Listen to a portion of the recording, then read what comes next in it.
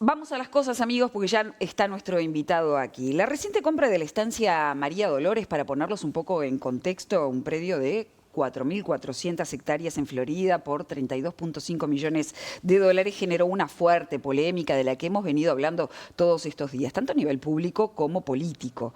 El Tribunal de Cuentas, recordemos, observó el procedimiento y el Instituto de Colonización defendió la operación como parte de una política pública de acceso a la tierra amparado en el derecho de preferencia. Ya vamos a explicar qué es esto. En paralelo, el presupuesto del Instituto Nacional de Colonización para 2025 ronda aproximadamente los 40 millones de dólares. Ya vamos a ajustar bien ese dato, lo que convierte esta compra en una de las más significativas de este periodo. Y además, el Instituto la ratifica. Todo esto generó también que la oposición, a través del senador Sebastián da Silva, llame al ministro Frati para hablar de este asunto. Hay mucho chisporroteo. Nos interesa saber cuáles son entonces los argumentos para que el Instituto Nacional de Colonización haya ratificado esta compra y cómo levantó estas objeciones o intenta levantar estas objeciones del Tribunal de Cuentas. Para eso recibimos a su presidente, Alejandro Henry. Es un gusto recibirte aquí esta mañana. El Tribunal de Cuentas, con votos a favor de los miembros de la oposición, realizó 4 observaciones a María Dolores. Buen día, buen día, buen día. Bienvenido. La primera, Alejandro, la primera de las observaciones. La ley exigiría o exige que la adquisición de las tierras debe aprobarse con 2 votos de 4 de los 5 miembros del directorio. Se hizo con 3. Desde el oficialismo se afirma que esto no aplica para compras preferentes. ¿Cómo fue este caso? ¿Qué es una compra preferente y cómo se explica esta doble mirada? Esa es la observación tal vez más importante de las 4 que hace el Tribunal de Cuentas, o por lo menos la que se le ha dado más relevancia pública. El Instituto tiene o exige 3 tipos de calificación en la votación para la opción de compra de tierra. Uno es el de 3, o sea, el de mayoría sencilla, que es cuando es una compra preferencial. Para explicarle claramente a la gente, una compra preferencial es cuando 2 particulares tienen pactada una venta, el instituto hace la opción de compra. Eso es la más sencilla de las compras que existen en el instituto. Todas las tierras, para que la población entienda bien, cuando se van a hacer una transacción, excepto las áreas pequeñas en Canelones o en Colonia y San José, 100 hectáreas, menos de 100 hectáreas en Canelones y menos de 200 hectáreas en Colonia San José y el resto del país 500, tienen que ser ofrecidas al instituto. Toda, cualquier transacción entre 2 particulares tiene que pasar, para que el escribano siga adelante con el trámite, tiene que tener la autorización del instituto a seguirlo adelante. O sea, la no preferencia del instituto de comprar esa tierra. En este caso había un negocio pactado entre 2 particulares y el instituto optó por hacer la compra. No es una compra directa porque es una compra que ya estaba pactada. Creo que es bien sencillo de entender esta opción. Por eso es que con mayoría simple, de acuerdo a la jurisprudencia, se puede acceder a esa tierra. El otro caso particular es cuando hay un ofrecimiento. Diego me ofrece un campo a mí, yo le digo, Diego, me interesa tu campo, pero para eso tengo que tener 4 votos del directorio para hacer la opción de compra del campo a Diego. ¿Por qué? Porque el legislador tuvo en cuenta que en una operación directa puede haber cierto, que yo sea amigo de Diego, entonces Diego me ofrece el campo a mí en un precio de repente medio alto, entonces tengo que convencer a mis pares del directorio de que realmente es una compra que vale la pena que la haga el instituto. El otro mecanismo ya es la venta de tierra. O sea, el instituto para vender tierra ahí necesita la habilitación y ahí necesita 5 votos, la unanimidad del directorio para llevar adelante la operación. O sea, el legislador fue cargándole de exigencia a las operaciones en la medida de que podía haber cierta suspicacia dentro de este tipo de negocio. ¿Y cómo se explica entonces que tengan dos miradas? El Tribunal de Cuentas vea que se necesitaba 4 de 5 y ustedes entiendan que con 3 de 5, por esta modalidad, es suficiente. Yo hago la explicación desde mi punto de vista, yo no soy jurista, no soy abogado.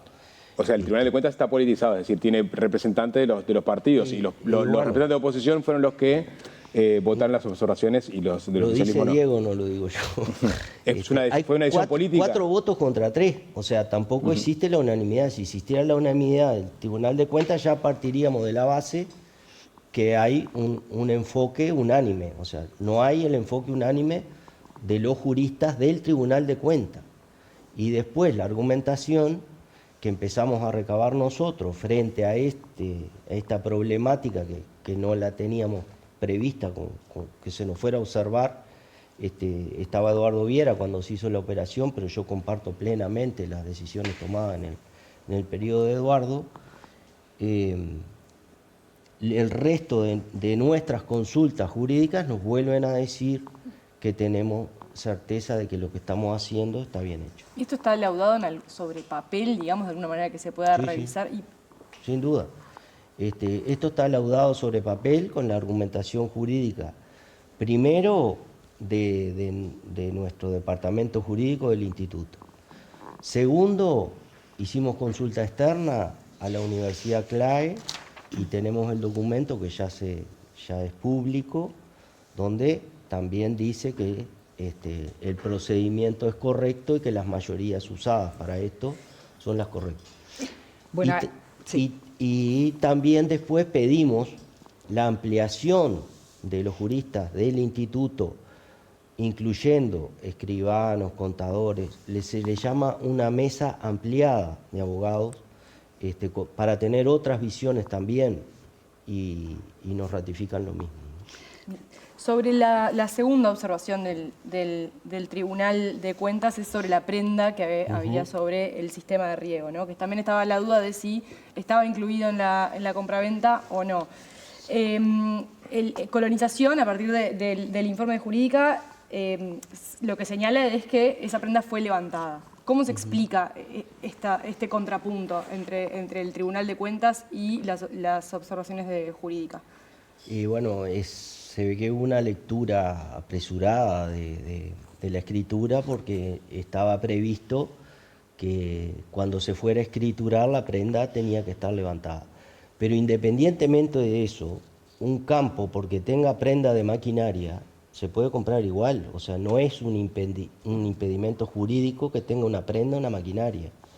O sea, de los 10 pivots, había 2 pivots que estaban prendados. 2 o 3, creo que 2. Pero estaba el compromiso de que no se iba a escriturar el campo hasta que no se levantara la prenda. La prenda se levantó hace meses ya, tal cual estaba previsto entre la parte vendedora y nosotros como parte compradora. O sea que la prenda no existe y la prenda nunca iba a impedir la compra, porque estaba previsto el levantamiento de la misma. Bien, seguimos, avanzamos la tercera, hacemos el recorrido con las 4 y después nos metemos en temas quizás más macro sobre colonización.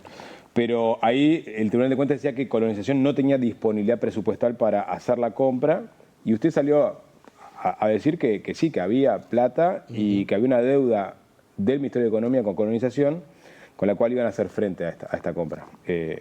¿Cómo es esto? ¿Cuál era el presupuesto que ustedes tenían al ingresar a colonización?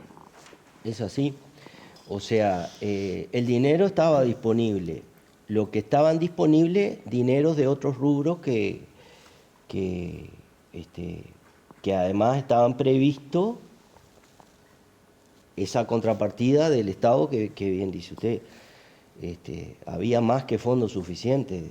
De hecho, en este año se van a comprar más de 32,5 millones, se van a comprar 52,5 millones de dólares en tierra, de los cuales una parte ya se ha comprado de compromisos del gobierno anterior que los había efectivizado. Henry, pero incluye a María Dolores este Sí, 52.5. eso incluye a María Estamos Dolores. hablando de unos 20 millones O sea, más. es lo que está presupuestado. Claro. ¿Está? O sea que no se ejecutó presupuestalmente el dinero de colonización en el periodo pasado. No.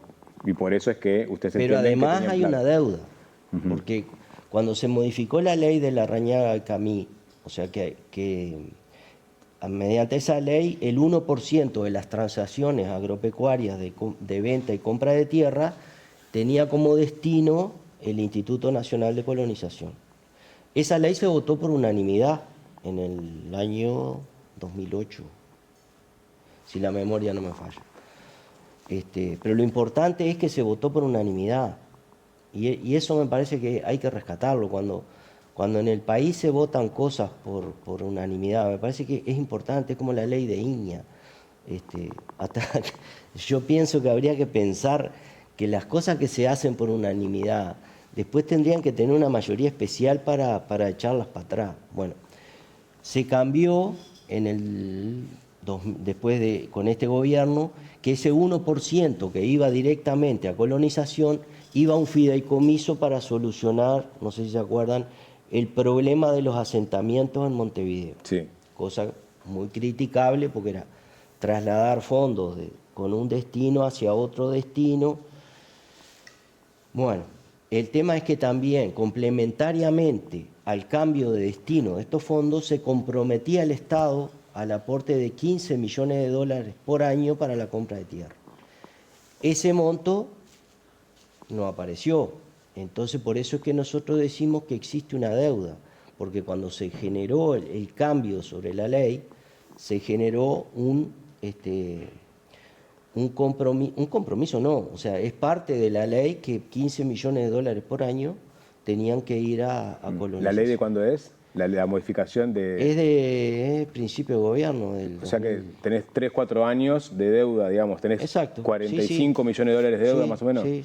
¿Y hay algún tipo de todo el discrepancias acerca de esta deuda o todo el directorio está conforme, incluyendo al delegado de la oposición? Eso habría que preguntárselo a él. No se sabe, no se ha hablado en el directorio. Bueno, reclamemos No, esto. se ha hablado. Lo que pasa es que yo no voy a poner lo que diga él, lo dice él. No lo voy a decir yo, digo, porque digo, está tan revuelto todo esto que no da para agregar más olas, ¿no? Bueno, vamos a la cuarta. El gasto en María Dolores es aproximadamente el 75%, del presupuesto que estaba establecido para este año. ¿Esto es así? ¿Exactamente ese es el número? Y es 32,5 dividido 52,6. 52,5 Esa es la cuenta. Exacto. Claro. Significa que este año entonces colonización, no me dan los números, porque usted dice que va a ocupar 52,5 solo en compra de tierras, pero el presupuesto me imagino que incluye otras cosas. Está muy buena su pregunta porque colonización no solo dispone de tierras, no solo dispone de fondos para la compra de tierra a través de los aportes directos del Estado. ¿Cómo es? Las propias rentas que genera colonización también pueden ser usadas para compra de tierra. Aproximadamente son unos más de 20 millones de dólares de rentas que entra a colonización, que eso se destina a inversiones, sea de rápido retorno o inversiones fijas de retorno lento, como también a compra de tierra. Además así que es del el presupuesto de unos Exacto. 52 millones más unos 20 aproximadamente que ingresan y que se Exactamente. reinvierten. Exactamente. Está bien, ahora sí. Con respecto al efecto que va a tener esta compra y otras compras en colonización, primero preguntarte qué mecanismos se van a usar para este caso concreto para analizar el impacto que va a tener en lo social, en el entorno, etcétera, pero también sobre los estudios de impacto que han hecho, si han hecho, a lo largo del tiempo. Y te lo pregunto porque las veces que hemos tratado este tema acá, desde colonización siempre se dijo que hay estudios, que está medido el resultado, que de hecho es un resultado que avala las decisiones que se toman, pero nunca se han mostrado esos estudios de impacto de manera para confirmarlo. Hay algunos impactos que son difíciles de medir. Hay otros que son fácilmente medibles. De acuerdo a los trabajos de INALE, por cada tambo que se va a generar, se generan 4 puestos de trabajo directo en el tambo. Además, por cada 1.500 litros de leche por día genera un puesto de trabajo en la industria. Entre 1.500 y 2.000 litros de leche por día, dependiendo de qué industria, pero en ese margen está. O sea que ahí tenemos el tercer impacto. Primero, los tambos. Segundo, la cantidad de personas que van a trabajar promedio en los tambos de acuerdo a las hectáreas y al volumen de leche producido. Tercer impacto es la cadena láctea, cuánto se refuerza directamente en aumento de obreros en la industria. Después vienen otros impactos, porque el campo tiene en las 1.800 hectáreas donde van los 16 tambos, vamos a aclarar que son 16 tambos, porque se ha dicho de todo, se ha dicho 18, se ha dicho 15, 10, y después se divide el total de la inversión en el número de tambos. Un error tremendo, porque en realidad los tambos ocupan menos de la mitad del área, o sea que ya empiezan a hacer las cuentas mal de entrada, ¿no?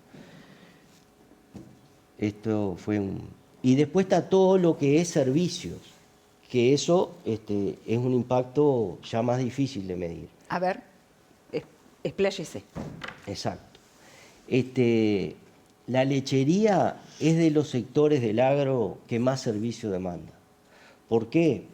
Porque hay que ir a buscar la leche todos los días, porque es el uso más intenso de la tierra, entonces significa que hay más uso de maquinaria, y arriba de la maquinaria va gente. Y esos servicios generalmente en áreas de esta envergadura se contratan afuera, o sea, son equipos de maquinaria de empresas que vienen a brindar el servicio, con su personal, con todo. Y ahí tenemos siembra, ahí tenemos cosecha de forraje, ahí tenemos distribución, camiones para llevar el forraje de un lugar a otro. Es muy intenso el uso.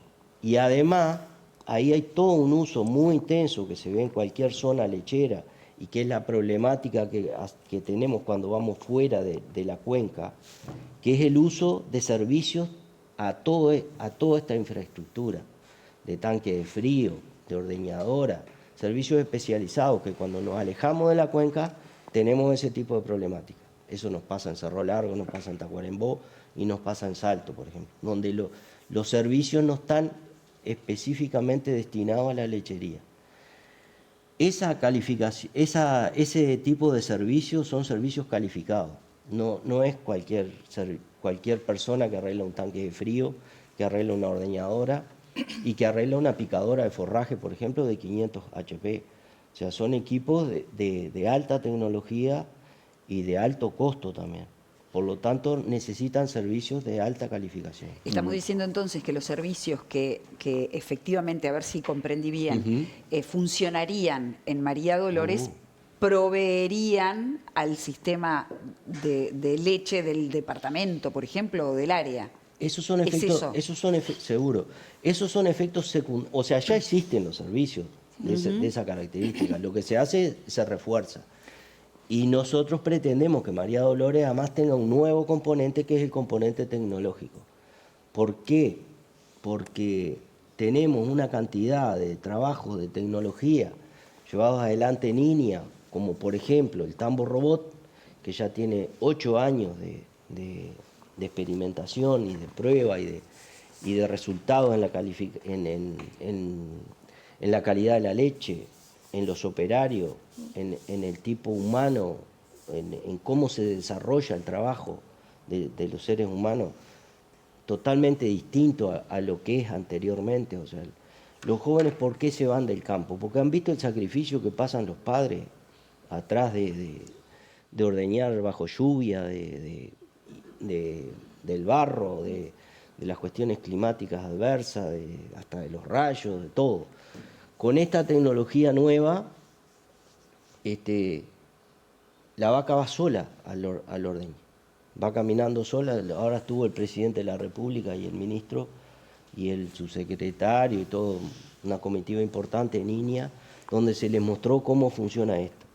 Que no es para sustituir gente, es para cambiar el modo de trabajo de la gente, para hacer una tarea que es muy dura, hacerla más amigable en el tiempo, ¿no? Vuelvo a la pregunta que te hacía anteriormente, porque con toda tu explicación me hace pensar que en realidad es totalmente, o sea, hay una trazabilidad y se puede, te da números, Sí, eso como sí, decís, ¿no? te da 30% de impacto en Sí, sí. en trabajo, fuentes de trabajo, movimiento. O sea, esos números los tienen como para mostrar.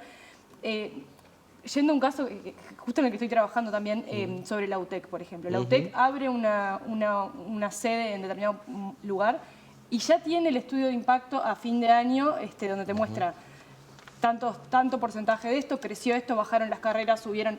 Esos números, ¿los tienen ya con María Dolores? Yo te cuento los números que yo tengo, vamos a decir, no soy sociólogo ni Bueno, pero capaz que están trabajando No, con algún consultor que les pueda sacar medir el estudio de impacto, ¿no? No. Nosotros los números que tenemos medidos hoy son los números productivos que nos arroja INALI. Pero no hay una proyección. Que exista la necesidad de hacer un trabajo más profundo, me parece excelente y lo tendremos que hacer. Y te llevo hacia ahí, Henry, porque la interpretación seguramente, y el propio Frati lo ha dicho, ¿no? También va a debatir la herramienta colonización, ¿no? Seguramente terminemos en esa discusión. Sí, sí. Y ahí aparecen, digamos, los datos macro de colonización, que en su momento Pablo Rosselli los sistematizó, el economista, capaz que lo viste en su momento, que habla de que colonización tiene unas 400.000 hectáreas, que su valor ronda los 1.200 millones de dólares, que hay unos 3.200 colonos que las arrienda pagando rentas menores a las del mercado. 4.400. 4.400 ahora, como esto es de 2020, bien. Y ahí él planteaba que era urgente... Perdón, sí. Diego, perdona que te corte. 4.400 arrendatarios, Arrendatarios, de esas sí, 400.000. Colonización tiene afectado más áreas, pero de colonos propietarios. Exactamente, sí. Estoy hablando por eso, poniendo arriba de la mesa los números. Pero ahí lo que porque es mucha plata, ¿no? La que tiene colonización en tierras y se podría, si tribuñamos un poco, decimos, con esa plata podés solucionar los asentamientos, la pobreza, tantas cosas puedes solucionar, pero bueno, sin embargo el Estado apuesta a esta herramienta para afincar gente en el medio rural, en áreas productivas. Y se preguntaba si se podía comparar la productividad de los establecimientos de colonización con los demás establecimientos agropecuarios que no tienen estos subsidios, por ejemplo. Eso es una pregunta válida, ¿no? Que no sé si tiene una respuesta sólida al día de hoy. Tiene 3 respuestas. La primera respuesta que la gente tiene que entender es que esta capitalización ha sido un gran negocio del Estado, porque pensemos que estas 400.000 hectáreas no fueron compradas a 7.500 dólares, fueron compradas a precios muy baratos. O sea que en realidad el Estado se ha capitalizado en forma muy importante. En colonización, hace 10 años se compraba a 400 dólares la tierra. Y hace 20 a 150. O sea que el Estado, todos los uruguayos, hemos tenido una capitalización muy grande en tierra. Y eso, bueno, nos permite hoy que los productores familiares puedan acceder a la tierra, porque si no, estaría muy, muy difícil. La inversión que hace... Pero pará, sí. no, porque me preguntaste eso. Sí, por la productividad de los establecimientos de colonización versus los de los otros establecimientos que no tienen el subsidio de colonización. Exacto. Tenemos en colonización tenemos de todo. Tenemos excelentes productores de punta y tenemos otros que hay que atender, que hay que brindarles las condiciones para que salgan adelante, porque no es solo pagar la renta, el compromiso de tener tierra del Estado. Es pagar la renta y tener una alta productividad. Y eso me parece que tiene que ser una misión nuestra y la tenemos dentro de nuestros objetivos. No sé si podríamos decir que los objetivos están cumplidos con lo que se ha hecho hasta ahora. Desde mi punto de vista, no. Bueno, para eso se precisan números. Justamente quería preguntarte acerca de esto. ¿Cómo se compara la productividad de un establecimiento, un emprendimiento de colonización con uno similar, de similares características, privado? Sí, estamos generando una línea de base, porque ese dato no está claro. En la lechería está bastante claro y es muy parecida a la productividad de colonización con el resto de los productores. En ganadería no está claro, no tenemos una línea de base. Vamos a generar una línea de base en este periodo. Nosotros queremos saber exactamente qué es lo que está pasando. Cuántos terneros producimos, cuánto de citricultura producimos, cuánto de caña de azúcar producimos, cuánto de leche. O sea, queremos tener una información con cuánto de cebolla, de hortifruticultura, cuánto de vitivinicultura. ¿Nunca se hizo esto? No, nunca se hizo. Nunca se hizo una línea de base. En la lechería, como tenemos el INALE, tiene estudios más profundos, Claro, sí. pero en los otros sectores no está discriminado el colono del no colono. Y teniendo en cuenta todo el escándalo que lleva ya desde el fallecimiento de José Mujica, en realidad, en mayo, pasó a ser una prioridad el tema de los datos, porque parece ser que es la gran debilidad que tiene colonización a la hora de poner sobre la mesa esta discusión pública, ¿no? Dentro de otras. O sea, nosotros pensamos que colonización tiene que tener otras prioridades. Porque si pasaran algunas cosas, no pasarían estas discusiones estériles e inexactas. O sea, si hubiera conocimiento de todo lo que pasa, si fuera más transparente colonización, no tendríamos estos problemas. Porque la gente no tendría que decir que cuántas hectáreas están vacías de colonización. No hay una hectárea vacía de colonización. Y es Claro, pero el hecho de que el dato no exista la gente lo dice por genera esto. desconocimiento, pero no sé de dónde sale el dato. Hay uno que dice que hay 4.000, otro que dice que hay 40.000, que hay... Y nadie, no hay una hectárea vacía, porque el día que se entrega una fracción, al otro día se hace un contrato de pastoreo. Se llama licitación para un contrato de pastoreo. Entonces el campo no está vacío nunca, el campo siempre está cubierto. Lo que no está asignada a la fracción, está provisoria hasta que se hace el llamado, se hace la calificación socioeconómica de la capacidad técnica del que va a asumir la fracción. Es un estudio muy completo, con asistente social que visita a cada uno de los aspirantes. O sea, todo eso también se dice que no hay un trabajo serio para determinar quiénes son los aspirantes. Digo, es una falta de respeto hacia los funcionarios del instituto, que me consta que hacen un trabajo muy completo. Pero, perdón, Henry, Y muchas veces, perdona, Sí. Diego, muchas veces se saltea ese proceso y se hace asignación directa.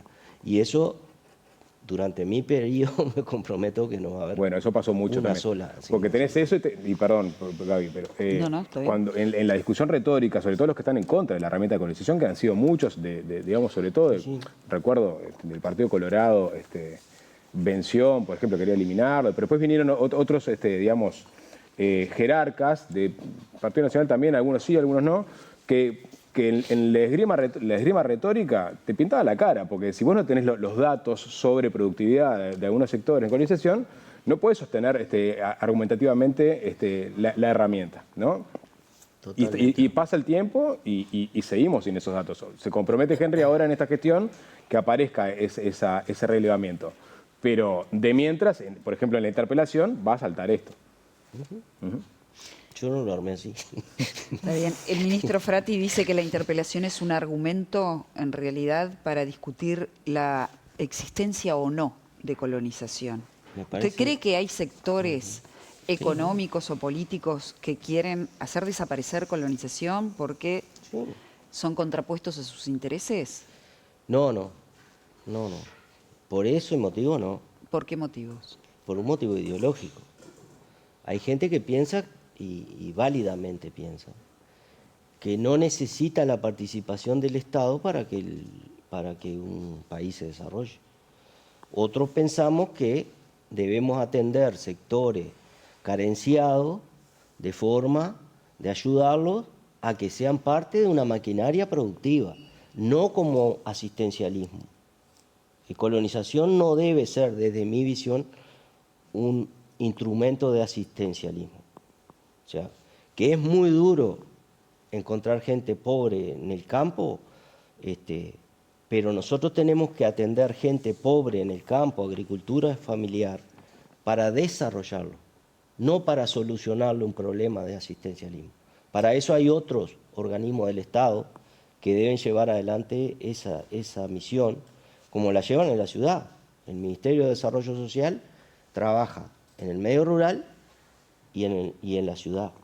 Y no es colonización quien tiene que atender esas problemáticas. Alejandro Henry, gracias por habernos visitado esta mañana aquí en la televisión pública. Nos vamos a una breve pausa. Muchas gracias por invitarme. Intactos.